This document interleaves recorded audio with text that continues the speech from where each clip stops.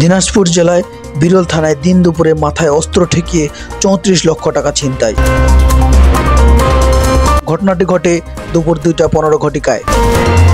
Office in charge বিরল থানা mobile ফোনের মাধ্যমে সংবাদ পান যে বিরল থানাধীন বানিয়াপাড়া রেলগেট সংলগ্ন ব্রিজে এক ব্যবসায়ী ৩৪ লক্ষ টাকা ছিনতাই হয়েছে। তিনি বিষয়টি ঊর্ধ্বতন কর্মকর্তাকে অবগত করে এবং ঘটনাস্থলে উপস্থিত হন। ঘটনাস্থলে উপস্থিত ভিকটিম মোহাম্মদ মাইনুল ইসলাম, পিতা মৃত খোরশেদ আলী, গ্রাম গোপালপুর, থানা বিরল, জেলা দিনাজপুর। কান্নাজনিত কণ্ঠে জানান যে তিনি বাড়ি থেকে ২৬ লক্ষ টাকা এবং এনআরবিসি ব্যাংক বিরল শাখা হইতে ৮ লক্ষ টাকা উত্তোলন করে সর্বমোট ৩৪ লক্ষ টাকা মোটরসাইকেল করে ঋণ পরিশোধের জন্য অগ্রহণী ব্যাংক স্টেশন রোড শাখা দিনাজপুরে যাচ্ছিলেন। প্রতিমধ্যে বিরল থানাধীন বানিয়াপাড়া রেলগেটে সংলগ্ন ব্রিজের নিকট পৌঁছালে অজ্ঞাতনামা ছিনতাইকারীরা তার পথ বন্ধ করে মাথায় অস্ত্র ঠেকিয়ে ৩৪ লক্ষ টাকা ছিনতাই করে নিয়ে গেছে। সংবাদ পেয়ে পুলিশ সুপার দিনাজপুর মহোদয় সহ অন্যান্য কর্মকর্তাবৃন্দ তৎকালীন ঘটনাস্থলে পরিদর্শন করে।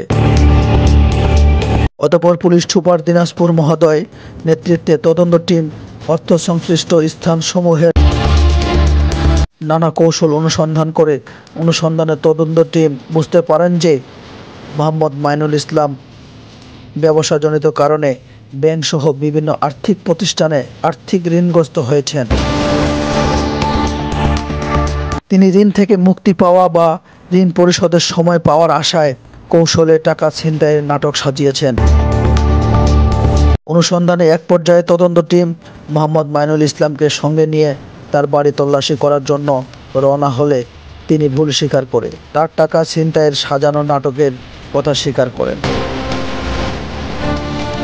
অতঃপর মোহাম্মদ মাইনুল ইসলাম তার বাড়ির সংলগ্ন অফিস ঘর থেকে মোবাইল, মানিব্যাগ, মোটরসাইকেলের চাবি ও ব্যাংক থেকে উত্তোলনকৃত ৮ লক্ষ টাকা সহ মোট ১১ লক্ষ টাকা তদন্ত টিমের নিকট প্রদান করেন। নিরাপত্তাজনিত কারণে মোহাম্মদ মাইনুল ইসলামের ইচ্ছায় ১১ লক্ষ টাকা থানায় হেফাজতে রাখা হয়েছে। মোহাম্মদ মাইনুল ইসলামের টাকা ছিনতাইয়ের ঘটনাটি সাজানো নাটক ছিল।